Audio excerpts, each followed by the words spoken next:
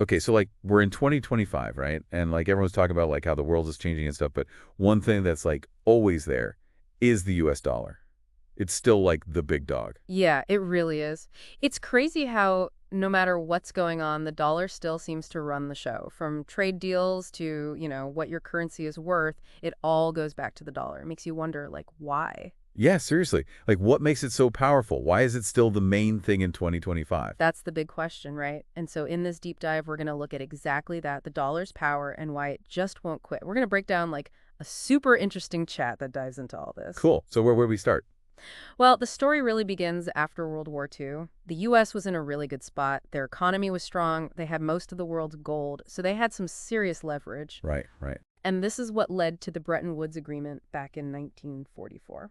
It's fascinating because it was at this meeting that they decided to peg other currencies to the dollar. And the dollar was pegged to gold. So the dollar was literally as good as gold back then. Wow. And that's basically how the dollar became the central currency for the whole world. The dollar was like the king.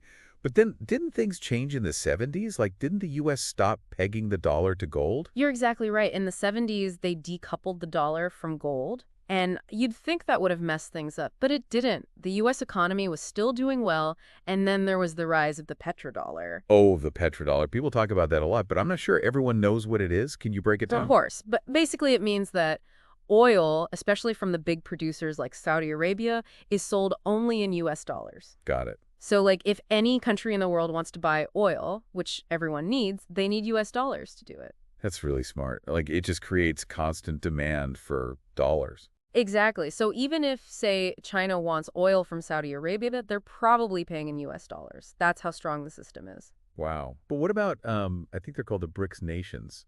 They want to trade in their own currencies, right? Is that like a threat to the dollar's power? It's definitely something to pay attention to for sure. The BRICS nations, which are Brazil, Russia, India, China, and South Africa, they are definitely pushing to do more trading using their own money. Yeah, Especially Russia and China, they want to control, especially with all the sanctions and stuff going on. It's a big deal because they're major players. I see. I see. So like they want more freedom and to not rely on the dollar so much, right? Precisely. They want to have more say in the global financial system. It's like a power shift. But, replacing the dollar, not so simple. Right. Why is it so hard to replace? I mean, it's been the top dog for so long. Why can't another currency just, I don't know, take over? Well, I think one thing is that trust has been built over decades. People are used to the dollar, they rely on it. Then there's the U.S. economy. It's still a massive economy, and their capital markets are super deep and liquid. So, it's easy to buy and sell assets in dollars without like causing big price swings. Yeah, yeah. And then there's the military strength of the U.S. also kind of plays a role. It helps with stability globally, which then makes people trust the dollar more. It's all connected. And one more thing. The dollar is often seen as a safe haven. The safe haven. Yeah, like when things are uncertain in the world, investors get nervous, right? And so they often put their money in dollars because it's seen as safe. It's like running to your mom when you're scared as a kid. That's a great way to put it. I get it. So the dollar's like this really famous actor who's been on top for ages. That's exactly the analogy one of our sources made, like a Shah Rukh Khan of currencies. He's been a star for decades. Everyone knows him. He's got huge influence. There are new actors coming up, but it's really hard to knock him off the top spot. I like that analogy. It makes totally sense. So thinking about specific countries, could India, with its economy growing so fast, could the rupee, could that become a major global player?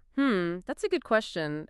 It's definitely interesting to consider. India has made huge steps with their digital payment system, UPI, and they've got these new trade routes developing like the IMEC. Right, right. These things could help the rupee become more important internationally, but for it to become a truly global currency, like replacing the dollar, that takes a long time. You need serious economic power, and it also takes diplomacy and building trust. So it's a long game. Yeah, it's not an overnight thing. So things like this whole dollar dominance thing, it's like a show with more seasons to come. Who knows what's next? Exactly. It's like a big drama with the world watching, like what will happen next?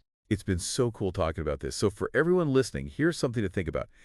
If the dollar, if it loses some of its power in the future, what do you think could take its place? What other currency or system could step up? Think about trust. Think about economic strength. It's a really interesting question. Thanks for joining us on the Deep Dive. Thanks for having